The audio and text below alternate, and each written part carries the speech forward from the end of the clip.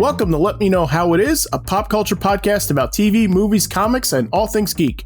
We're listing our favorite fictional detectives today. I'm Zach Slater. I'm Frank Melman. This is Tommy Smithereens. And I'm Clifton. Okay, so, that's pretty much it. We don't need much of an intro there. We're just, fictional detectives from TV, comics, movies, wherever. We're going to list our three favorite. So let's get started. Who wants to go first? For the record, I'm predicting a fair amount of overlap in this episode, but we'll see. I don't know. You think so? You think so? Possibly. That's interesting. Okay. Well, I'll go first because my individual is probably the rarest person I don't think any of you guys watch that much anime, except for Clifton, of course. Mm-hmm. But his name is Shinji Kodo, 16-year-old boy. Oh, man, I'd have that one. Yeah, of course. That was my number one, Tommy. Yeah. Jeez. Go ahead. But I know him from an anime called Detective Conan. Right. Okay. Now, there's a book I'd read. Oh, no, you would, because it starts off, he's a great 16-year-old detective, right? In his own right. 16 or 60? 16. 16, okay. Yes. And it's not until he gets a sinister organization that's set for a crime or murder case he solved, so they try to secretly kill him. Mm. But what happens instead is, instead of dying, he gets a rare side effect which shrinks his body to that of a 6-year-old. Okay. So as a result of it now, the person that they try to kill, they think is dead or missing because it couldn't be that 6-year-old boy over there. So he has to find a cure to his diminutive size as well as try to track down the people responsible for trying to kill him. Mm-hmm. That's it. That's the premise. How old's the anime? The It's a anime, classic. it's a manga class, but it's been around for a while. I would say, Yeah. 80s or 90s. I want to say Okay. 80s. Yeah, it's old. It's old at this point. I'm going to ask you for a little bit more, but where can people watch this if they want to check it out? I'm curious. Oh, that's an even harder thing to answer. Okay. But the name of the show is called Case Closed. It's an age-old anime that was Yeah, it ran on Adult Swim, like when they would do anime blocks around the time Cowboy Bebop and Yu Yu Hakusho, like going back 20 years when they were importing this stuff, they did run Case Closed. Okay. A little bit off and on around that time too. But that's how I came across it. And is this one of those animes that goes like 20 episodes or goes 400? 400. Okay. Wow. So it's a commitment. Apparently 15 seasons. Yeah. No way. It's currently on the 16th season. Currently, he's still on? Oh yeah, he hasn't found his body yet, man. Oh wow. Yeah. Wow. Yeah, it sounds a bit like Inch High Private Eye. Right. The old animated, old animated the one. old animated one. Yeah. Wow. Okay. But it's good. It's worth checking out. Yeah. Oh, definitely. Well, it premiered in January 1996 in Japan, Okay, so 90s. All right. but it was I think here in 2006 Okay. on Adult Swim. Yeah, that sounds about right. Yeah. And the name, like I've watched a little bit of the anime. I've never read any of the manga, so I'm familiar with it. I can definitely picture the characters, but I haven't gotten too into it. I always assumed the name Detective Conan was a reference to Sir Arthur Conan Doyle, Yes. Yeah. Yes, That it makes was. sense. That Yeah. makes as sense. opposed to Conan the Barbarian, which would be a different show. Yes. Or O'Brien. Or Conan And O'Brien. I would yeah, check also a out different either, show. to be perfectly honest. Me too. They'd all be fine detectives, I'm sure. Sure. So Tommy, tell us a little bit more about the character. So why is he number 3 on your list? Well, no, it's just a rare example of somebody that shouldn't even exist. Mhm. I mean, like he's portrayed as a 6-year-old boy, but there's Right. no great detective that looks like that. We've gotten great detectives that are 16, but Mhm. never 6. So I like Right. how not only he's constantly solving 2 mysteries at the same time. Yeah. Like Right. there'll be instances in which he has to solve a particular case, but his overall goal is to find out who did that to him, bring them to justice without getting killed again. You know? It sounds often like a 70s premise. Oh, definitely. Like Definitely a old 70s, school. like a Yeah. 70s show. Like it would have he would have been like, that was like, cursed with this thing or whatever. Right. And then, Yeah. by the way, in the meantime, he solves mysteries while trying to solve his own. Dun, dun, dun. Exactly. And then, the horns play or whatever, and then it's back to business as usual. But Yeah. yeah, But I that liked it. It was just weird. It sounds cool. Yeah. I'm intrigued by the premise of an anime. Who knew? And it's not like a supernatural anime where somebody has to build ungodly amounts of strength or a karate skill to kill somebody. It's the cases are fairly simple and straightforward and are usually saw like a Scooby-Doo cartoon. Right. Because it also sounds like Detective Baby Legs from Rick and Morty. Yeah. Probably where they got it from. I'm looking at some stills of it now, and it looks cool. Like, he's a neat design. Yes. Yeah. Big glasses. Yeah, with the schoolboy uniform. So he looks like Angus Young. Right. Yeah. Yes. From AC/DC. Yeah, it's honestly a little bit of a vibe of 5 from Umbrella Academy. Okay. Where that's an older man in a teenage body. This is like a teenager in a kid body. So it's like all the same intellect, but down in a shrunken size. Okay. Gotcha. This sounds fun. What I found it funny is he wears glasses as a 6-year-old, but not as a 16-year-old. That was just weird to me. He did the old Clark Kent thing. LASIK. Gotcha. Yeah. Maybe outgrows it. Yeah. No, this sounds cool. Okay. Yeah. Tommy, you surprised me with the first one. Not that I knew who this was, but like you really pulled one from left field on this one for me. So this is cool. So So now I'm gonna switch up my number one now. No, I'm kidding. All right. So I'll just toss it up. Frank, Clifton, who wants to go next? I'll go next. Okay. So my and this is not not that he's not my number one. It's just one of those things of I didn't really rank them. I just sort of had like detectives that I love, but I went with the Martian Manhunter. Okay. That's one of the ones I thought as much as early on he's definitely played much more as kind of a straight ahead Joe Friday for that kind of from Dragnet. I know that's an awfully old reference, but still very straight ahead kind of stoic detective who happens to be a Martian, one of the last Martians ever that has like an array of powers, but Zach and I have had that moment about talking about things about, wait a minute, John's a detective? Yeah. It doesn't get played up enough, I don't think. No, it doesn't.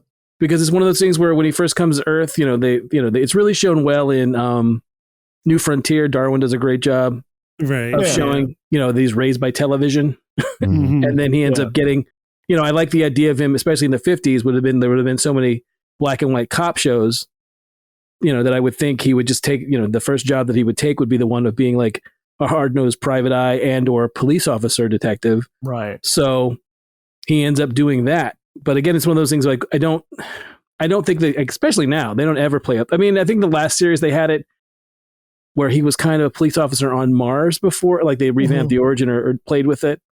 He was kind of like a dirty cop on Mars before he gets to Earth. Okay. He was a dirty cop? I think so. I only read like an issue. Yeah, I know. Trust me. I know. I only read like an issue of it. But I do like the idea of him being the like, how does Jones crack all these cases? I'm like, well, because he can walk through walls and read people's minds. That's how he does it. But it's definitely one of those things where it never, I don't think it gets near enough play as part of it. No, it doesn't. And I have a theory about that, which I'll get into, but I'll let you finish. Okay. Yeah, I just thought of all the stuff when you stack the deck for that character that he already has. I think that's just a cool aspect of, more or less. It's never, I always wanted to be more along the lines of like he did kind of, Night Stalker, like Kolchak type stuff where he's guessing the paranormal. That's what I always wanted his book to be. Mm-hmm. Where at the same time he is the thing that he's trying to, track down. Right. Yeah. Right.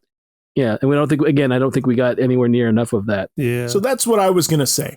I think that's why it doesn't get played up a whole lot. Well, number one is that he doesn't typically have his own title anymore, right? No. He's usually, when we see him, he's usually in Justice League, if even that now. Right.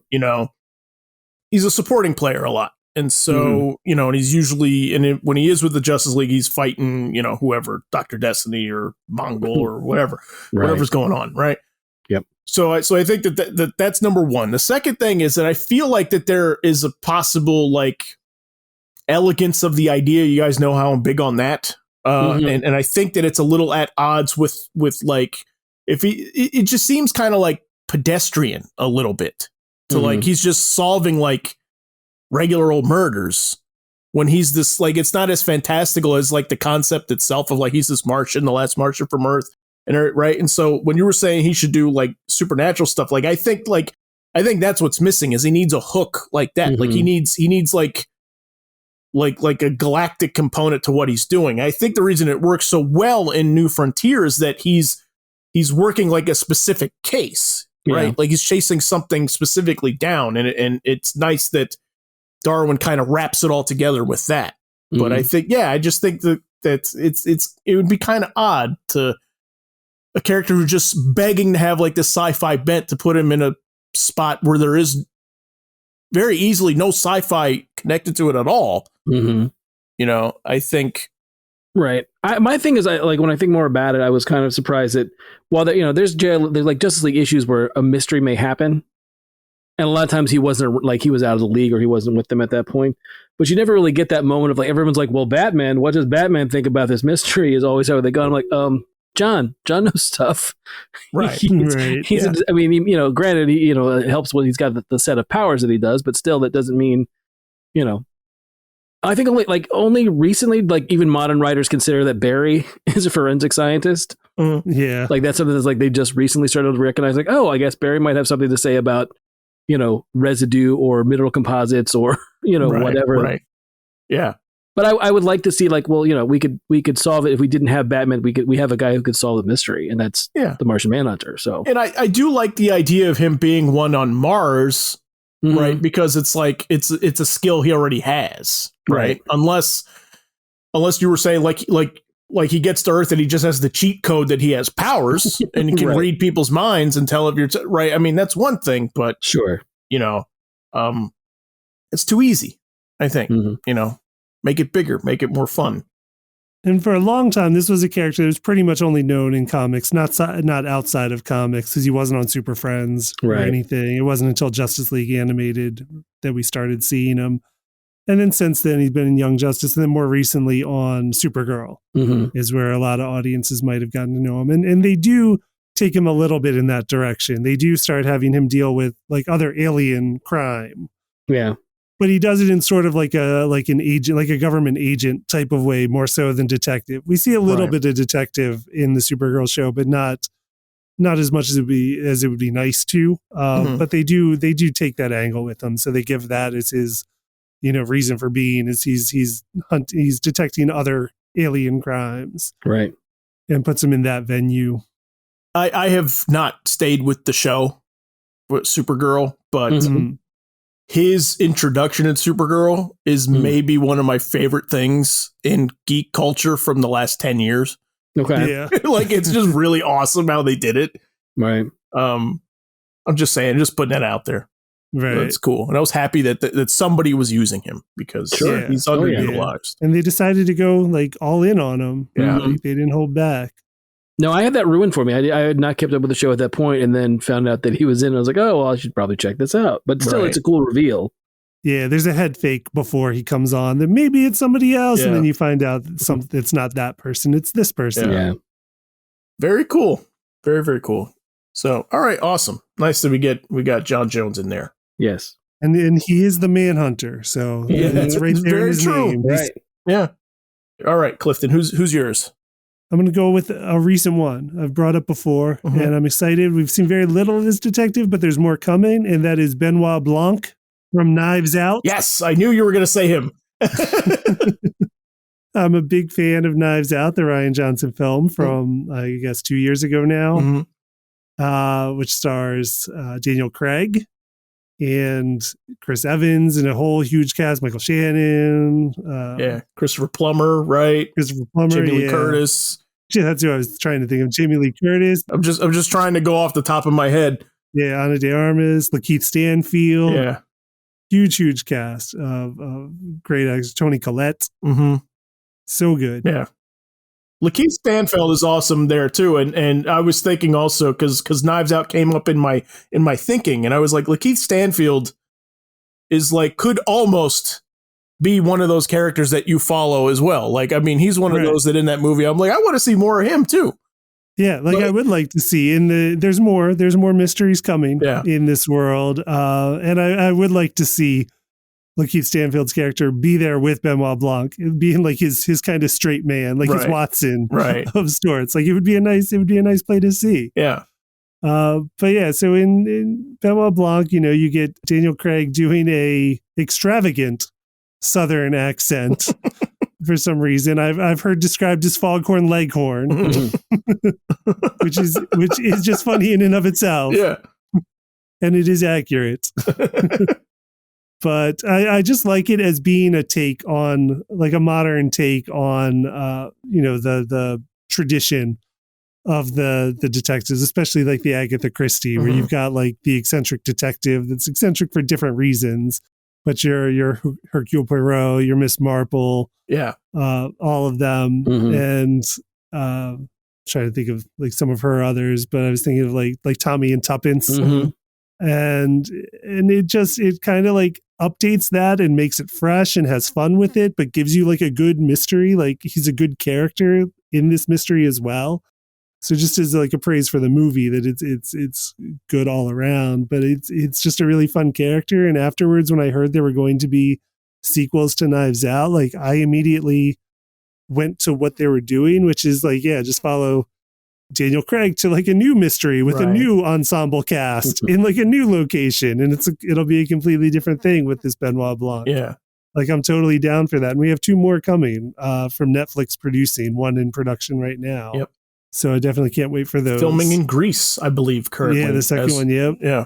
So we get exotic locations. I think it's going to be like a fun thing for actors to get involved with too, right? That I'm just like, what colorful character can I come on and play around Daniel Craig? It's sort of like the staple, like the focus of everything, right? Yeah, and I just like that was one of those movies, because I go on sites a lot and I kind of see like updates of like what movies get put in production and stuff like that and greenlit and everything. And this was one of those that I remember hearing about, like, I think before he did Star Wars. Right.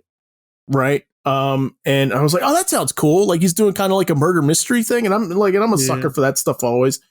So I was like really, really excited about it. And then even more so when I found out, when I watched it, I'm like, oh, like he's like, it's not doing it ironically. Like he's like just doing it straight. Like you said, like he's updating it, but he's like playing it straight. Like he's doing like what Agatha Christie did, you know? Yeah. Yeah. So very, very cool. Yeah, no, I like this character a lot, and possibly I don't want to step on your thing so much, but he was a fun character. And I think, possibly something that comes up in this episode more is, you may get like a slow peel back of like who he is in every iteration, right? Because I mean, we learn tiny little bits of him, in Knives Out, and I think that kind of the fun of the genre, possibly, at least for me, is the quiet, slow learning more of who they are. Right. No, but not surprised with Rian Johnson, because his debut was a mystery. So it's nice to see him create such a rich character from his love of mysteries. Oh, what are you talking about? Looper? No, Looper was a mystery too, but Brick preceded Looper. Oh, yep. Okay. Yeah. Brick is a great one if you catch that one. With Joseph Gordon-Levitt. Yeah. That one I've still never seen. It's been on my list, and I've been planning to watch it, especially even more so after Knives Out, but I haven't gone back and watched it yet. Oh, no. If you see that, you'll see how he developed Knives Out without letting you guys know anything. Okay. Cool. All right. Benoit Blanc. Very nice. So I did rank mine, sort of. So I'm kind of going with a big one for number 3, and I'm going with Sherlock Holmes. But okay, not to piss you guys off, I'm going to pare it down just a little bit. I'm going to go with a particular version. I'm going to go with the Robert Downey version. Okay. Oh, really? That one? I love these movies. I freaking love these movies so much. I get it. It's just, they're just so much fun, and it's a nice blend of sort of whodunit and mystery stuff, but also like kind of big budget action movie at the same time, and they're super nice looking there's the music's awesome. I think the performances are great. I so desperately want a third one. Yeah. You know? Time. He was talking about it. He was trying to revisit it. Yeah, I know Downey wants to do it, and I think they all want to do it. The issue is I don't think that their schedules all line up to do it. So my understanding is I think Downey and Jude Law are going to do it with a different director. Okay. Which that makes me nervous because I think Guy Ritchie's vision is kind of important. Like, you know, he's at least like story by credit on these movies. Yeah, so like I think it's very much his thing also. Like it's his flavor. So I'll sit back. I'll let you guys chime in a little bit because I feel like everybody's seen these. No, the first one, not the second one. Oh, really? Yeah. I kind of like the second one a little more, to be honest. No, I mean, I get it. It's just a weird take on it. I like my Sherlock Holmes a different way. I'll say that. Mm-hmm. But yeah. Now, I've seen both of them. It's been a while since I've seen them, but I have seen both of them, and I did enjoy both of them quite a bit. I liked Rachel McAdams, and I think stood out. I liked their dynamic. But yeah, Robert Downey Jr.'s take on it was definitely good. I mean, it was in the middle of his Iron Man run. Yeah. So he had like a couple high profile things running at one time that I think he wanted to do different things with to kind of, you know, stretch his muscles. Yeah. So he wasn't just always Tony Stark. And he did a lot of fun stuff with it. He got to do some martial arts in it, which I know like he's into himself. Right. That didn't come up as much in Iron Man and stuff like it. Like, I don't know, that was kind of a fun thing with all of them because I know Downey was into like Wing Chun and stuff like that. And Guy Ritchie's a big Brazilian Jiu-Jitsu guy. And I didn't know this, but I found out, you know, while researching the movie that Jude Law was like in the boxing. Okay. So that was like one of the things that they were all kind of like talking about. And I think that's one of the reasons why some of the fight scenes look so cool. Yeah, and it does get a boxing scene in there.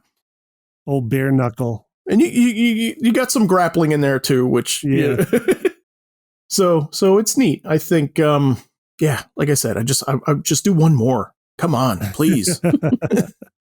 I do remember I think it's the first one.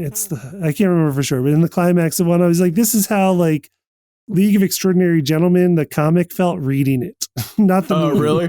But like, like that take on that London felt definitely like more like League of Extraordinary Gentlemen, the comic to me than anything else I had seen, which I thought was really cool. I liked that take on it. And I like how it's just kind of steampunky and kind of fantastical. It was just a little bit of that.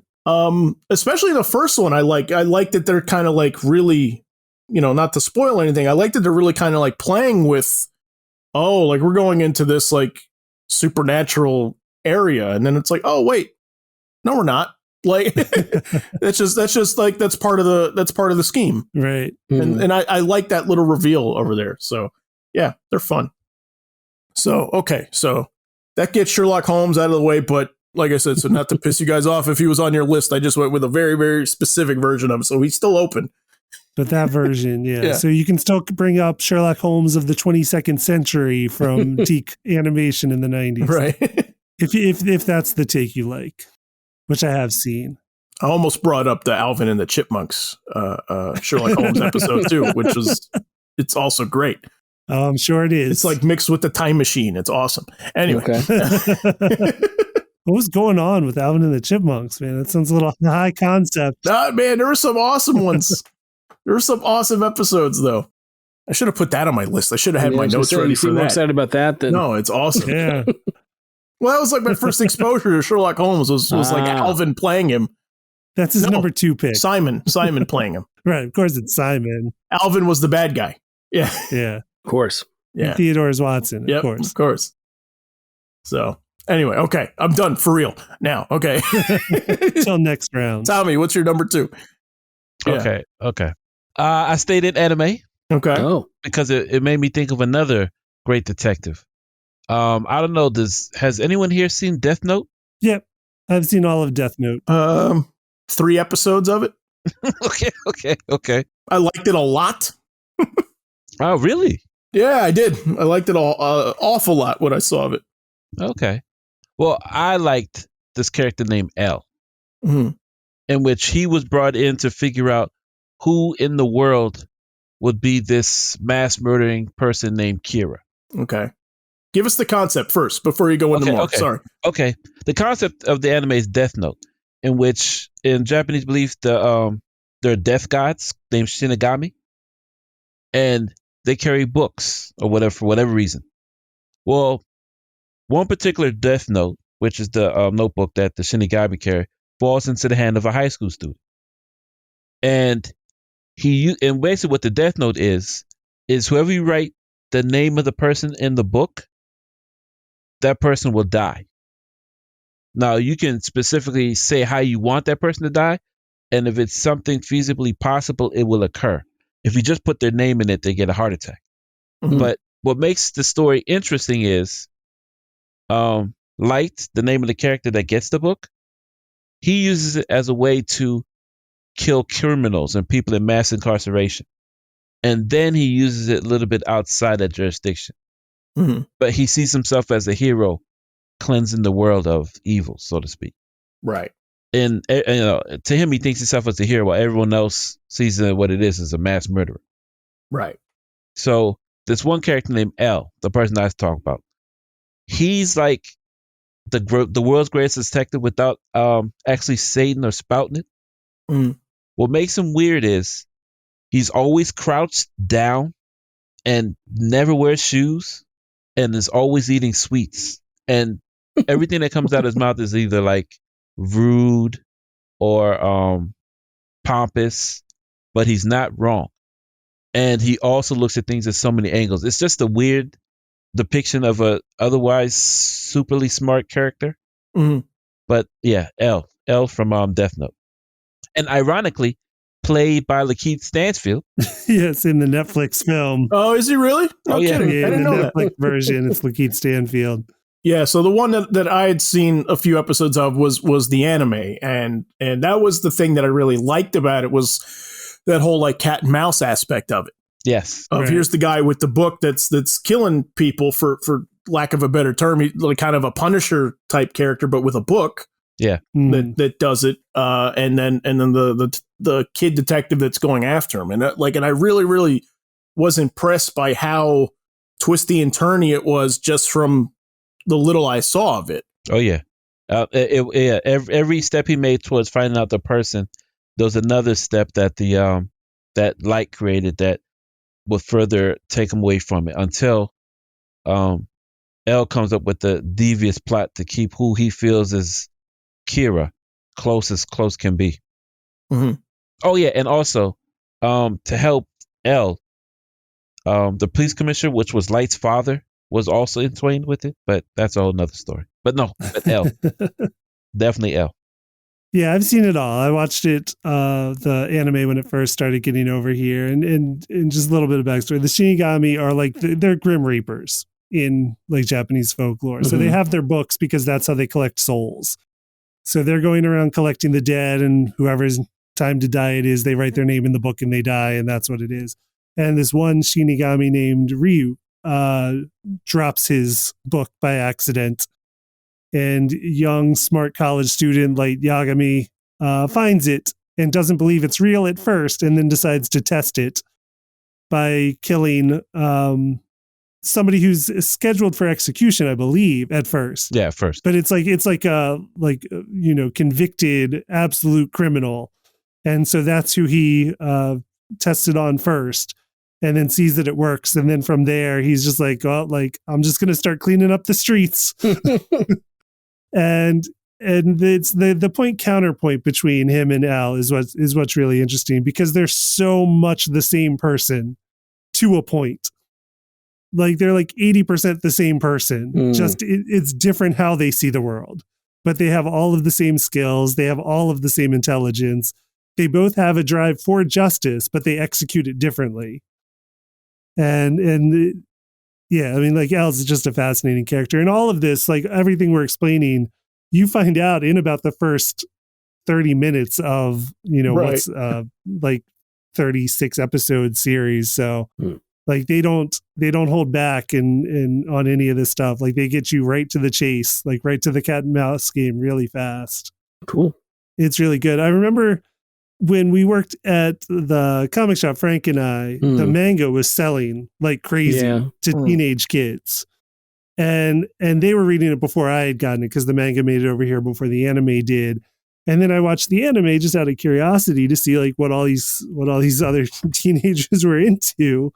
And I was like, man, this is like a philosophical debate on like law and justice. Like this whole show is like, just a conversation, really. It's just a philosophical exploration. And like, this is what these 15-year-olds are eating up. Yeah. Right. And it was. I'm like, I couldn't fault their taste. It was good. Yeah. I was really impressed with it. So it's been one of those things always I've been wanting to go back and finish it, But yeah, no, good pick. Good pick. Anything last you want to say about him, Tommy, before we move on? Oh, no, you're just creepy. Right. Yeah. All right, creepy kid. That's it. All right, Frank, you're number 2. So my number 2 was, this is probably not surprise anybody. I went with Hap and Leonard. Okay. I was thinking about them. They started out as 2 characters from a Jory Lansdale book called was it Savage Season? It's the first one. But basically, the story of Hap and Leonard is Hap Collins and Leonard Pine are basically best friends. They're almost more like brothers than anything else. Hap was a objector to the Vietnam War, so he didn't go. And then Leonard is a gay black Republican, for lack of a better term, but like traditional Republican, not like off the rails Republican, right. Like an 80s like an 80s Republicans. Yeah, the first one really takes place right in the 80s. And in Texas too. In Texas, yes, in Texas no less, right. In a place called Laborde. But basically, they're the best of friends, and they basically been through a million things together. They're both in martial arts together, and then in the very first book, Hap's ex-wife Trudy comes back and basically gets them embroiled in this idea of in a river, at the bottom of a river is a bank job, a car with a bank job gone wrong, trunk full of money. Mm-hmm. But because there was numerous floods over the years, it's moved or the river has changed, and no one really knows where this money is, and they get wrapped up in the idea of trying to find this money, right? And then there's other people involved, and things happen. It was a show on Sundance. It ran for 3 seasons, pretty much sort of followed the first 3 books. I mean, they're very similar to what the books are. And then for whatever reason, Sundance canceled it. No one really explains, he's explained why they canceled it. It was like their most popular shows doing really well for them ratings wise, but they canceled nonetheless. But I've read the novels, or, sometimes they're novellas, sometimes it's collections of short stories, but it gets more mystery-ish after the first one. The first one was just sort of like these 2 guys that are involved in a situation. But after that, it's a lot of small-town noir. It's a lot of, so-and-so's a horrible person, or so-and-so's mixed in with the Dixie Mafia, or so-and-so's, running, involved in human trafficking or something along those lines. Mm-hmm. And it's up to these 2 guys who aren't like superheroes. They aren't, other than some martial arts and occasional little bit of gunplay, they're not really anything but normal guys that don't like, bad stuff happening to semi-league good people, I guess. Right. Like, as opposed to some of the other detectives here whose job is detective. Right. Like these are happenstance detectives. Yes. Like they fall into these situations and they have to figure stuff out to get themselves and other people they care about out of. Right. And a lot of times the other thing is they just, it's one of those things where it's become more of a, not so much a cliche, but just kind of like even characters in the books now are just like, well, now that they know about it, they're not going to let it go. Even when they're in over their heads, there's plenty of times where it's like, no, they're going to go, they have to deal with it. They can't just, turn a blind eye to stuff, which I always liked about those 2 characters. But yeah, I love them. I'm only familiar with it from the shows. I had not read any of the books, Okay. but I did watch the 3 seasons on Sundance and liked it quite a bit. Yeah. I can't remember who plays Hap. James Purefoy. Okay, James Purefoy, and then Michael K. Williams. He's Lyle the intern, right? Lyle the intern. He's in season 1. He's in season 1. Okay. as not as Hap, but Jimmy Simpson from Westworld and Lyle the intern from David Letterman is an excellent character. Oh, it's fantastic. In season 1. Yeah. He's amazing in season 1. He's not Hap or Leonard, but he's amazing in season 1. No, he's a great casting, and so is what is her name? She was on Walking Dead. Can't remember her name but she plays what, Angel in that her character? Angel. Yeah. She's one of the foils that they are up against in season 1. I honestly think if they had gotten to season 4, they were, I think in a lot of ways, I think it's a good place for them to break off from, like, for Sundance if they didn't want to commit to it. Because I think season 4, once you do that, you have a lot of, like, quote unquote series regulars in the books that you would have to have on from that point on. Like, there's, there's a woman they introduced into Hap's life that, from them till, for most of the books, she's around. So it's not something they could just ignore if they were going to try and follow the books anyway. But if you like the series at all, the Sundance series, I highly recommend the books because they aren't that much different. There's a little bit of retconning, I think, from time wise, right? Because it's one of those things where they start to talk about stuff in modern day, but then if Hap didn't go to the Vietnam, it would be they'd be much older than they are, right? So, but yeah, I like I said, I like all the stuff with them, so I would highly recommend. Now, I'll definitely put the books on my list because I did like the seasons I saw. Yeah. I thought they were fascinating characters. They were good characters. Yeah, Lansdale does a great job. He doesn't do a lot of recurring characters so much, but those are the two that definitely have the longest, the longest series of books from him. So yeah, I would definitely recommend it if you like the series at all. And I recommend the series. I'm not sure if wasn't it on Netflix for a while? Oh, it was on Netflix for a while. I'll try to find out if it's still there. Okay. But yeah, if it's still on there, by all means, please check it out. It's a great series. They're both terrific in it. I wasn't sure about him at first. I was kind of sold on Michael K. Williams because I knew him better. Right. But yeah, they're great together. It was a really good show, and it deserves to go on. So it is currently streaming on Netflix, all 3 seasons. Sweet. Check it out. Check it out. Give it some love. Maybe it'll come back. Yes. Netflix likes to save stuff. At least they used to. Now people have to save stuff from them. Yeah. Yes. We've gone full circle. Yep. All right. Clifton, what's yours?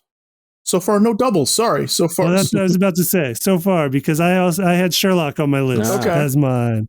I hadn't pinned it down to a specific take. Mine was just going to be like that was just a character that holds up in almost every iteration. Like, there's something good where as long as you hit the core, like, people can bring new stuff to it.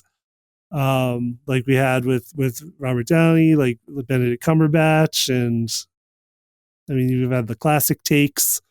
We've got Enola Holmes from Netflix with 11. I forget Millie Bobby Brown. Millie Bobby Brown is like the sister of Sherlock Holmes, and we get, I think, Henry Cavill in that. Yes. As Sherlock Holmes. That's right. So I mean, there's like tons of fun right? too. Yeah, Elementary. Yeah, is another modern take, like along with the Cumberbatch one around the same time. Great Mouse Detective. I love the Great Mouse Detective. See? It's one of my favorite Disney movies from the early 80s. Also, there's like in Spielberg's Young Sherlock Holmes? Yes. Okay. And that's right. I don't know who has the rights because I keep looking for that streaming and it popped up somewhere unexpected recently and I can't remember where, but that one's fun to check out too from the 80s. It has some very early computer animation special effects. Some of the earliest scene after Tron. So Tron was like the first, and then Young Sherlock Holmes has a scene of a knight, like a stained glass knight coming to life. Okay. Like from a stained glass window. Oh, yeah. I've seen that. Yeah. That's cool. Yeah. So academically, just if you're interested in early visual effects, that's some early computer animation. And I did like that movie a lot when I was younger too. But since we already did Sherlock and covered those, I'm going to bring up one that I like from more recently, and it's Miss Fisher. Oh, yeah. Okay. From the Australian series. It is a series of books. I've never read the books. Again, most of these I know from the adaptations, the TV or movie adaptations of the characters. But Miss Fisher is an Australian series set in the 1920s in Melbourne, Australia. The show, which you can find on Netflix, is titled Miss Fisher's Murder Mysteries. And it's about like a young, like, socialite, like in the 20s, like single, like in the roaring 20s in Australia. Like she's a flapper, like she's freewheeling, like feminist, like on her own and just solving murders in Melbourne, Australia in the 20s. And the show is fantastic. Like it's a great period piece of just learning about, like we know about the 20s in America. So it's interesting to see like what the 20s were like other places and what of the culture that we know of did carry over and what differences there were and stuff to the different localities. But that ran 3 seasons in Australia. It ran on PBS here, and they are on, I believe they're all on Netflix currently. And then she got a spin-off. There was a spin-off set in the 60s with her niece that I've seen the beginning of, and it's also quite good, called Miss Fisher's Modern Mysteries. Huh. I did not know that. I'd seen like the ads a million times, and I've seen little bits and pieces of the show, but I never knew there was a spin-off in the 60s. Mm-hmm. Huh. Where it's like her niece solving crimes in like the mod era. That's pretty cool. Yeah, and I've seen some of those, and they're excellent as well. Those are on the Acorn app, which you have to pay for otherwise, but you can see the other stuff on Netflix. But yeah, I just like seeing it. I don't know when the books were written. They were written more recently and just set as period pieces back in time. But it's fascinating to see like this like progressive character, dealing with like the 1920s and like the police not wanting her to do stuff and and her solving all the various murders that she comes across in her socialite life. She's a really good character. Very cool. I remember you telling me about this show maybe 2 years ago or something, because you were like, it looks really cool. It's a really nice looking show. Oh yeah, the production value on the show is amazing. It's such a nicely produced show. Tommy, Frank, are you guys familiar with? No, I don't. This is my first time hearing about the character as a whole. Okay. I don't know. To me, the thing that always struck me about that Clifton was the idea that she always seemed like she would fit right in with like the your Miss Marples, your Hercule Poirot. Yeah, I mean, she's another character that's totally in that tradition. Okay, that's what I thought. And actually even set in the time that those books were written. Right. So yeah, that's also probably what they're going for as well. Yeah, I would have thought that they would have rubbed elbows or had some kind of like, mention of, the guy that likes the little gray cells and the old lady that solves mysteries. So crossover. Right. Yeah. Without, because didn't they, like for the longest time on PBS, they had where they played, I can't remember the actor's name, Hercule Poirot. All those mysteries that were his that they did for PBS, and I don't know if they did them because there was a him. I can't remember the actor. I have to look it up. Right, David. I should be able to think of his name too. I'll look it up real quick. Okay, but go ahead. But no, I can remember as being I want to say a kid or in my early teens. There was he was in it all the time. Like they were on PBS, and I remember seeing some of those because I really enjoyed a lot of Agatha Christie stuff when I was younger. I read a ton of those books. And then Miss Marple, there was the same thing. It was an actor. I think her name was Jane something that was Miss Marple as well. Oh. Right. And she did a series of those movies too. So yeah. David Suchet is the Poirot actor that's been long running. Okay. Well, that sounds interesting. Cool. I like down to earth detectives that deal with everyday issues. I mean, I know it's a period piece and all, but I just like how they work with what they have as opposed to it's a departure from being super smart. Right. Yeah. That's why I enjoy about it. Gotcha. All right. So for my number 2, I'm going with Philip Marlowe. Of course you are. Created by Raymond Chandler. Yeah, I love these books. I know. I love these books. We knew Noir was going to have to come up with you somewhere. Right. Here. I was just surprised we got through this far without you saying.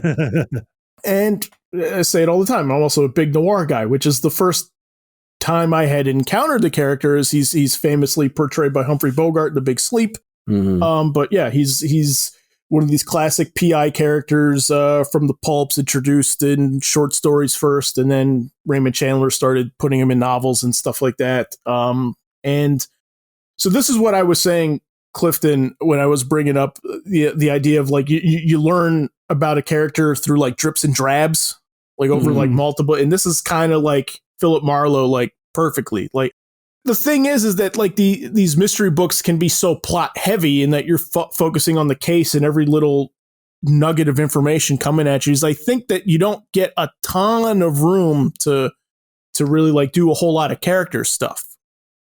At least commonly you don't. At least back then you weren't doing it. And so you would get little nuggets of information here and there, he's in the chest, and then in another book you would see these other things, just how he's really into French press coffee and stuff like that. And he was really kind of methodical about how he did that stuff. And I just love those books. They're I was describing it to my wife's cousin, because I was on the beach one year reading these, and she was like, "Oh, I didn't know. I don't know anything about it." And I'm like, these books are like candy corn, they're just you just I've never had an author that so makes me want to turn the page more than Raymond Chandler. Like they're just so much fun to read. I was gonna say, mind you, some people hate candy corn, so you need to explain why. I love candy corn. Okay, I don't understand you people. Like, I'm not saying me. I'm just saying some people are like, ugh, candy corn. They're gonna blanch the idea, but no, I understand what you're saying with the author. Okay. So what's the better thing to say if you don't like candy corn? Like you know, like when you're at a party and there's like a bowl of chips there and you can't stop eating it. Like that. Much better. It's like that's reading a Raymond Chandler book. Gotcha. Right. So, and then the little bit of news here is that he's apparently good. He's been portrayed by, many actors over the years. Reportedly Raymond Chandler's favorite version was not Bogart's, actually when Dick Powell played him in Murder My Sweet. I've not seen that yet. But he was his favorite. What year was that produced? Oh, I got to look at that. That's, if I'm going to guess 45, all right, maybe 48. But apparently Liam Neeson is slated to tackle the character coming up.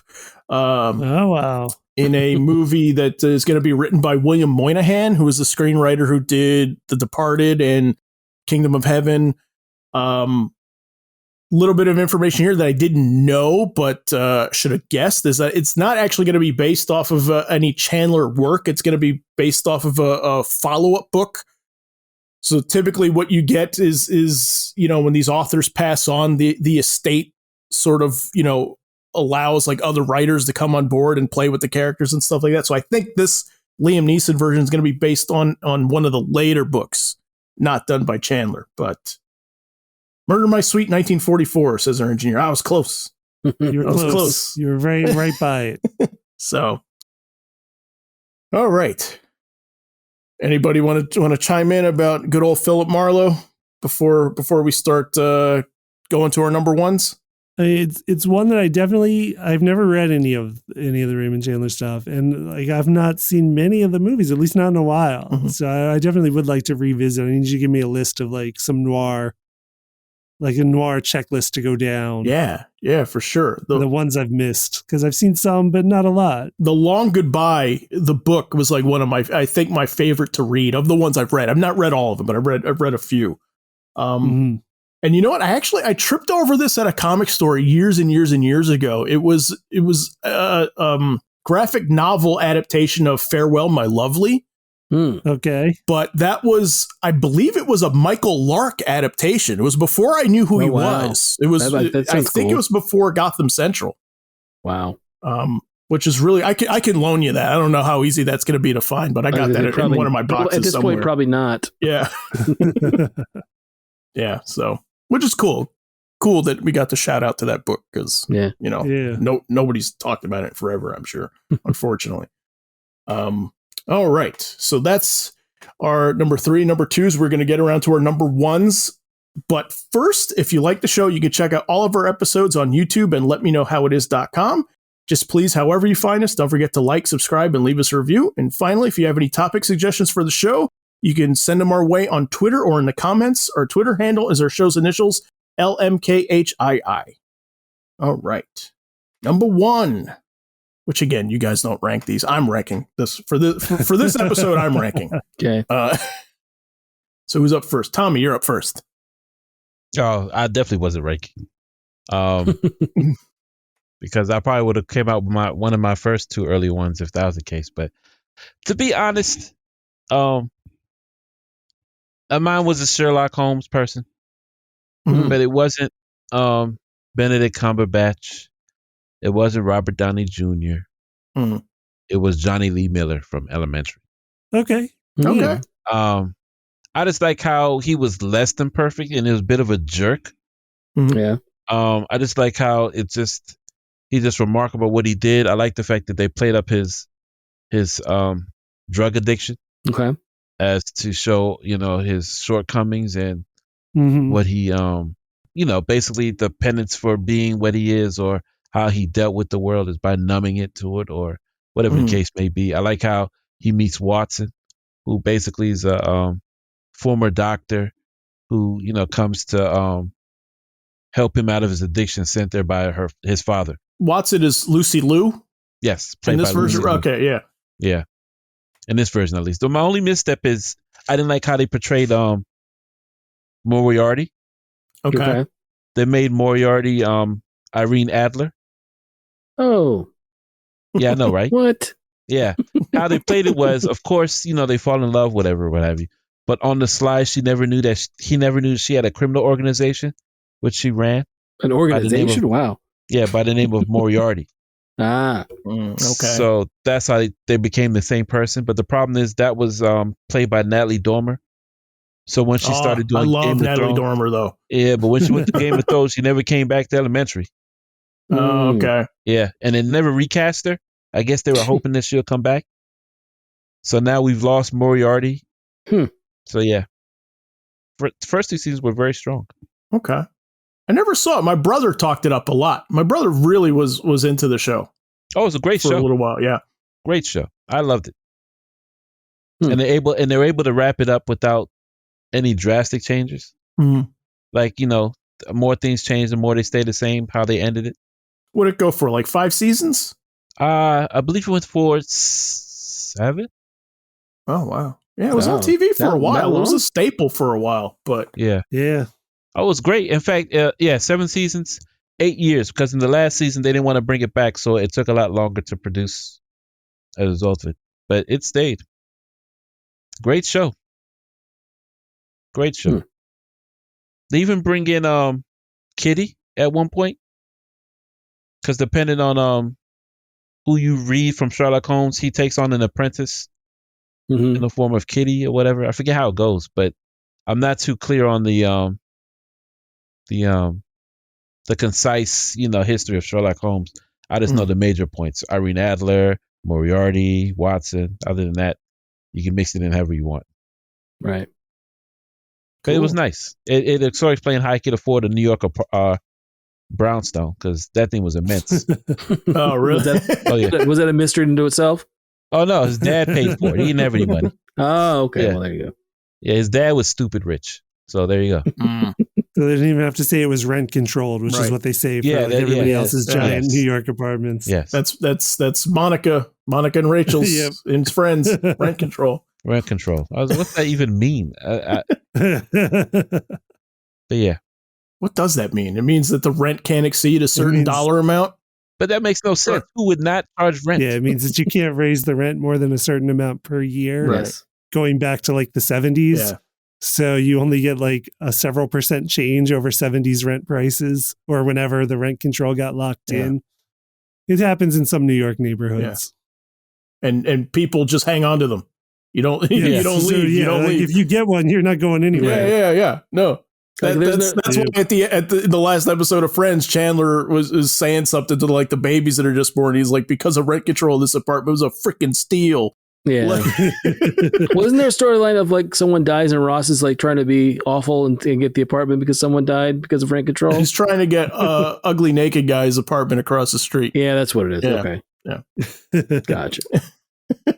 Weird friend sidebar here, but okay. So elementary. No, rent control. No, whatever it takes to tell me what rent control is, because hell, they've used that more than once in every New York show that you can imagine. Yeah. Oh, I mean, it's an easy plot device. Yeah. To explain like a catalog of an apartment. But what's crazy is it only works in New York. It's like they don't use that anywhere else. No. All right. Who's next? Frank, you're next. So again, this was probably, anyone who knows me knows this one's going to be easy. I'm going with David Addison, Matty Hayes. Okay. I thought so. From the television series Moonlighting. Yeah. Moonlighting was a series that ran. Disappoint, Frank. I rarely do. Started in 1985.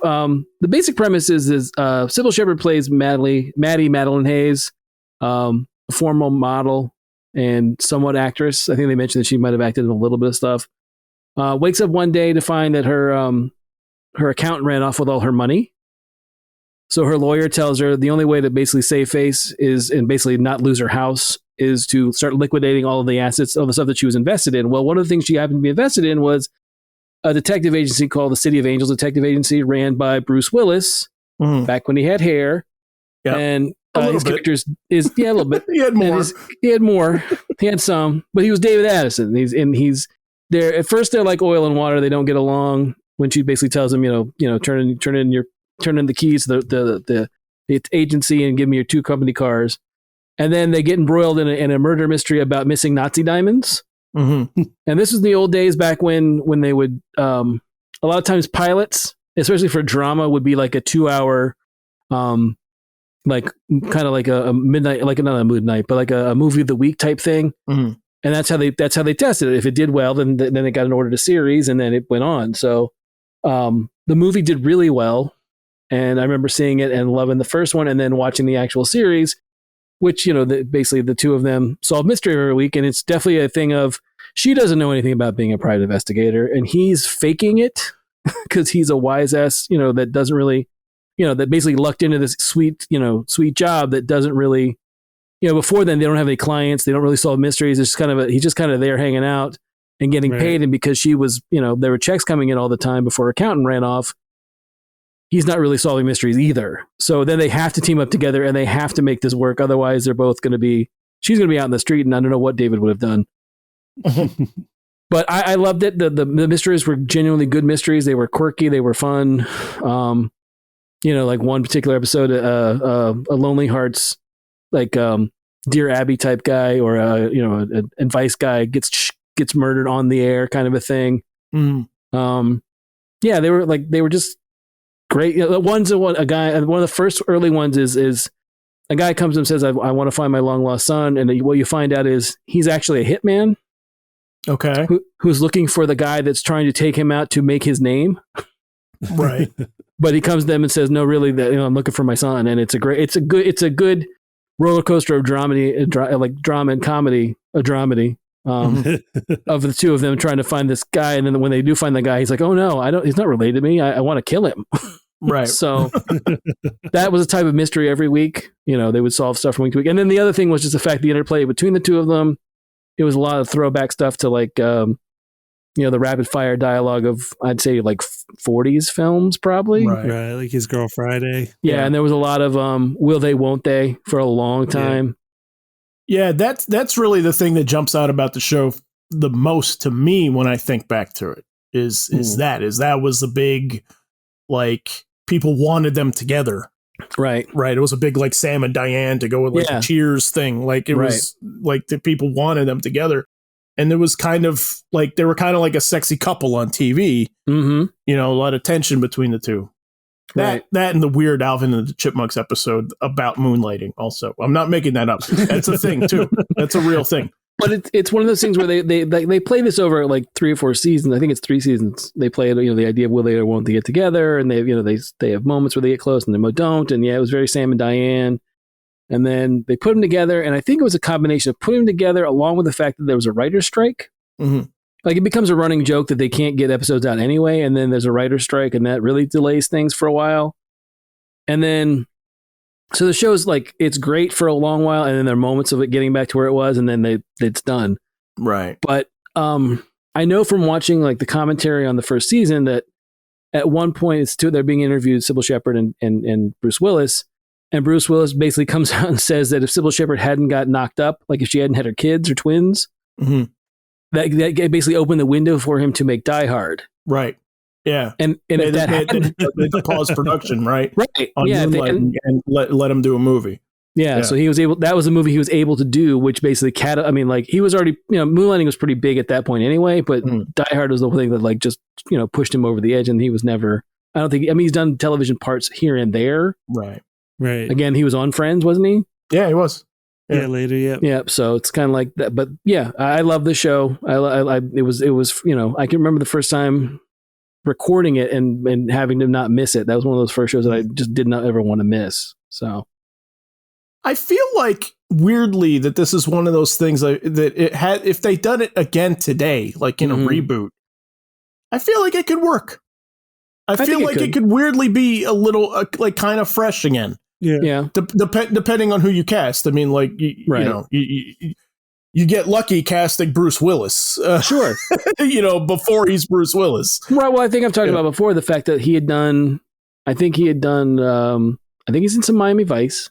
Mhm. I think he's a couple episodes of that. That's right. And then he's also, and he did, I think it, again, we talked about he's in like the new Twilight Zone, like Shatterday. I think that's the episode that he's in, which is a Harlan Ellison story. And that's about it.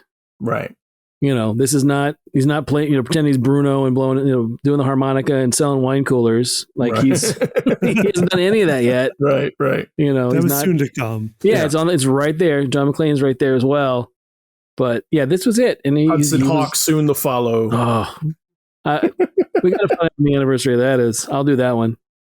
I have a soft spot for Hudson Hawk, but yeah, I love Moonlighting. I love it so much. It's one of my favorite. Like again, it's one of my favorite, especially of the TV detective genre. It's probably my favorite of all. And she was a much bigger star than him at that point too. I remember because she's in Taxi Driver, which is the big notable thing I can think of. I mean, she's not in it for very long, but it's it's a key role. Right. Well, I mean, she's in Last Picture Show. There's other stuff that she's in. It just wasn't, And they say that at that point, she hadn't had a hit in a while, so it was kind of a, oh yeah, Sybil Shepherd, I'll check this out. But yeah, it's the two of them together were just great. And when the writing, like with the writing and everything, and then the theme's really good too. So it's a great. I don't know. I don't think it's streaming anywhere. Oddly enough, like I don't think. No, it's hard to find. Yeah, I've tried to look. I've tried to look for it a couple of times because I know you love it, and it's one of those that I was so young for it that I have just images of it really no, I looked into it. I got the series. I bought the series a long time ago, and it's not. I don't think it's even on Blu-ray. I don't think Blu-ray ever made a Blu-ray for it. No, I don't think they did either. I mean, but that was in in the TV on DVD thing when everything was coming out, and even that took a while to come out. I remember. Yeah. So. Yeah. I think A&E or somebody had it for a while. That was like the last place I can remember it being. I think. But I don't know. Is A&E still a thing? Yeah, it's still a thing. Yeah. Okay, I don't even know. But yeah, I don't know. So that's the last place I can think of when it was actually on. So hopefully, I mean, it's ABC. They have it. So it's like I don't know why they wouldn't try to capitalize on it somewhere. Let's throw it on a streaming service someplace. I think it could be fun. I think it could be fun. It's a great show. So all right, Clifton, number 1. All right, I am putting these in order. So this is my number 1. Okay. And should be no surprise to anyone because I bring it up all the time. I'm going with Scooby-Doo and Mystery Incorporated. Whoa! Wait, sorry, I was over you. So you said Scooby-Doo, and did you say and Mystery Incorporated? Yeah, Scooby-Doo and the Scooby Gang. The Scooby Gang, okay, but not that specific show. Not that specific iteration. Just broadly, Scooby and the Gang. Okay, good. Just every version of Scooby and the Gang. Just because, I think a certain generation of kids, it was their first detective they followed ever without realizing, these are detectives. This is like a Hanna-Barbera 70s detective shows, because in the 70s, Hanna-Barbera made everybody a detective show. Like everybody was solving crimes. Mr. T later, well, that was 80s, I guess, but you had like Charlie's Angels, Teen Angels, because they were always trying to spoof on other things, because you had Captain Caveman and Teen Angels, which was their Charlie's Angels. You had Devlin, which was their Evil Knievel, as a teenage stunt performer in a circus solving mysteries, from town to town. So everyone was doing detectives. So yeah, for a certain generation, Scooby was the introduction to detectives, to the concept of a private eye or somebody that just goes around solving crimes. And it teaches some kids some good lessons. Definitely teaches kids to be skeptics of everything, and also taught kids that when you think it's a monster, people are really worse. The worst thing is always a real person, not the monster you think it is. It's going to be a real person. That's the biggest monster. Usually a greedy person. Usually it's greed involved. Often a rich person, a rich and greedy person. But it's always a person. So when you think it's a monster, people are worse. And that's the lesson that they teach. But no, I just it's such a simple concept, but it's been going for so long. Scooby's been running nonstop from 1973, if not even earlier than that. Yeah. I can't remember.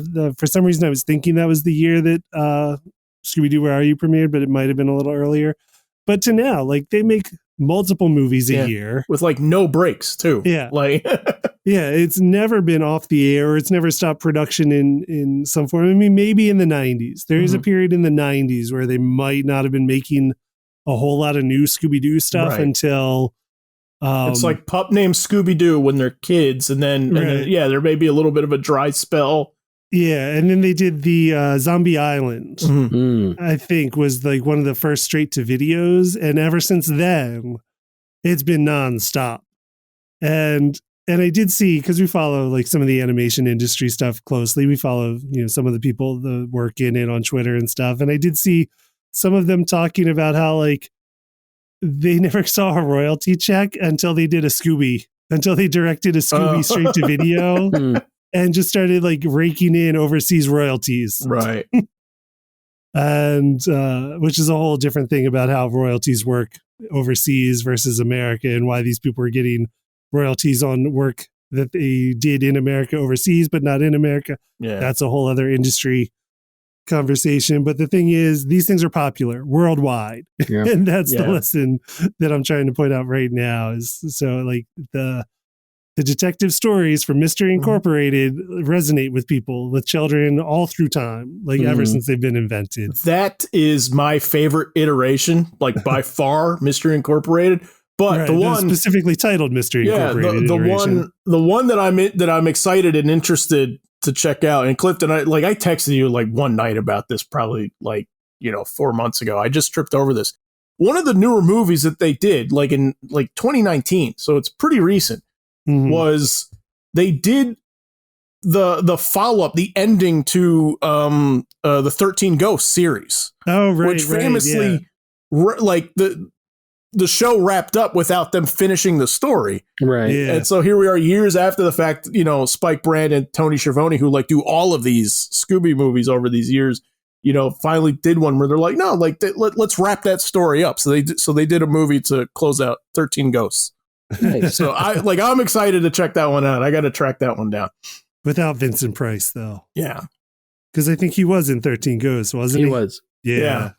So I'm sure the workaround is that they got Maurice LaMarche to do Vincent Price because he's Vincent Van Gogh in Mystery Incorporated. Right, that's true. Clearly Vincent Price if you watch the show. Right. It's awesome. Yeah. Yes. Yeah. And Mystery Incorporated is on Netflix, so go watch that. By the way, I just finished season 1 of that. Okay. Oh, did you? How do you like it? I love it. It's awesome. Right. It's pretty great. It's really terrific. Yeah. Yeah. Really, really good. Yeah, people always think I'm kidding when I suggest that to them. They're like, really? Scooby-Doo show? I'm like, just watch it. Yeah, no, it's great. It's awesome. Season 1 ends in a great place. Can't wait to start season 2. Yeah. All right. My number 1. Should we all say it together, everyone? On 3, 2, 1. Batman. Columbo. Oh, okay. Yes, I took it as a challenge to not put Batman on my list, but I figured everybody was going to say so. Yeah, so I'm going with Columbo. Wow, I had a phase. I had a phase where I was watching Columbo a lot. Yeah, I was a contractor, so it just worked out my schedule. I had kind of a day off in the middle of the week. And there was always a Columbo rerun on in the middle of the day. So I was checking them out all the time. I love Columbo. And so what is so great about it for me, it's 2 things. One is it was kind of a formula of the show where they would always show the audience who did the crime. Right. Right. It was always the first scene. You saw the crime happen and you saw who did it. Right. And so the fun thing about the show, the fun hook of the show was it was never who done it. It was always how is he going to catch them? Right. Right.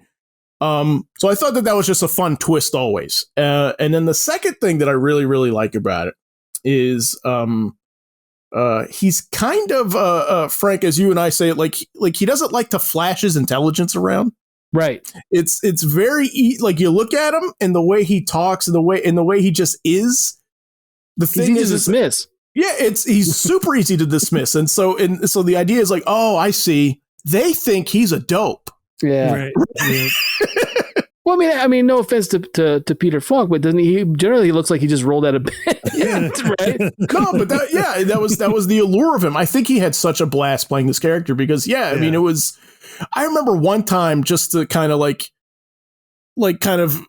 just subtly display what it is I'm talking about. There's one where like he's questioning a guy who's a suspect, right? And Columbo like knows this. Like I think this guy might do it.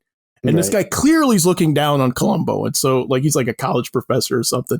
And then he's trying to get out of the interview. And then, so he's like, he's like, well, excuse me, I'm just, it's my lunch break. I want to get going before my next class. And then Columbo's like, oh, I got some crackers here in my pocket if you want, if you're hungry. Right. And it's such a schlubby, like, come on, idiot. Like, I'm not going to eat crackers out of your trench coat from right. But I love it. It's like, that's the way, like, he disarms everybody. That's funny. Yeah.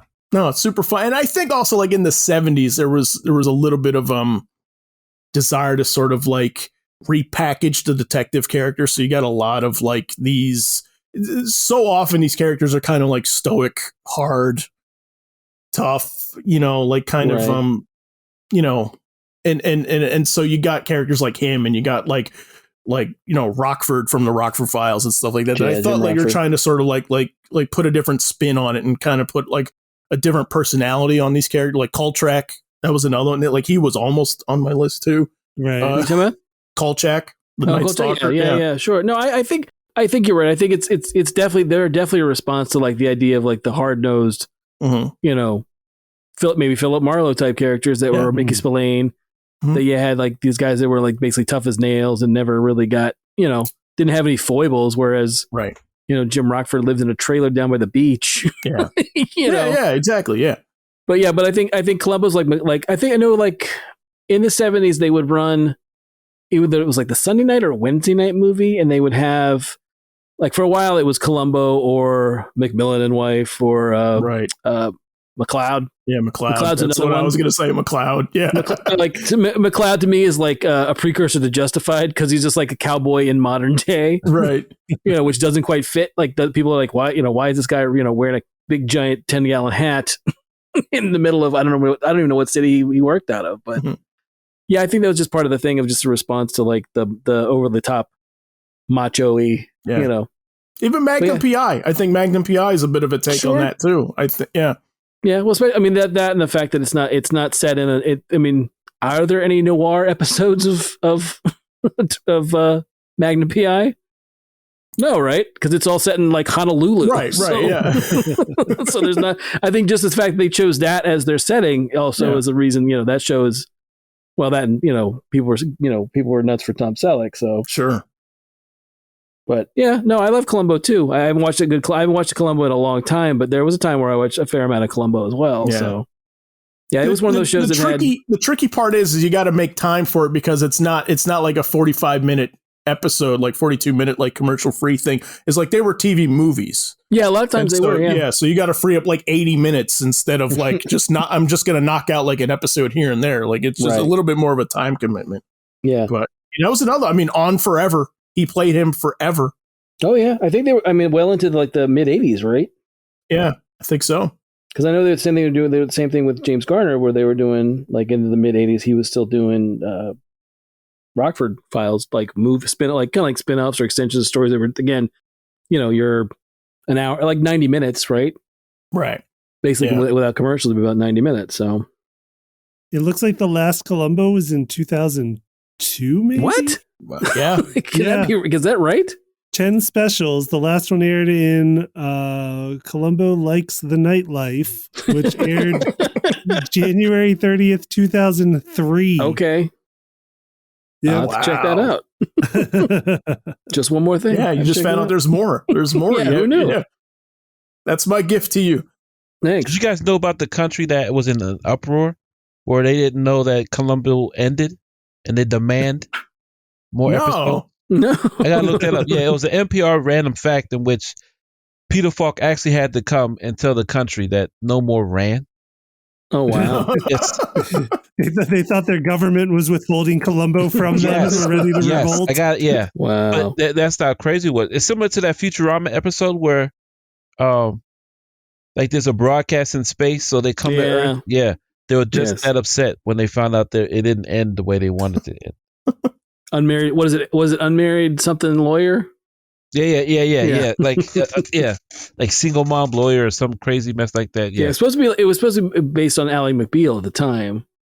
That episode, that was like basically Ally, like they were basically messing with Ally McBeal and saying that was the show that got broadcast out into space, and there was a whole entire race that based their entire culture around it.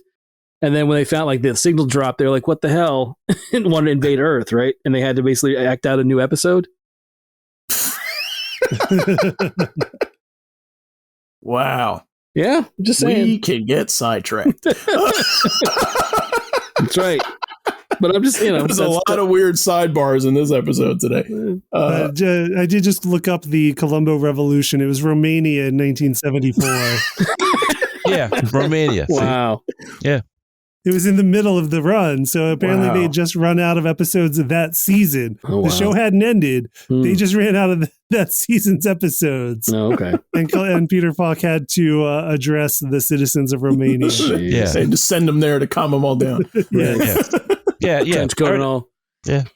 That's crazy. That's hilarious. No, I didn't know that. That's funny. All right.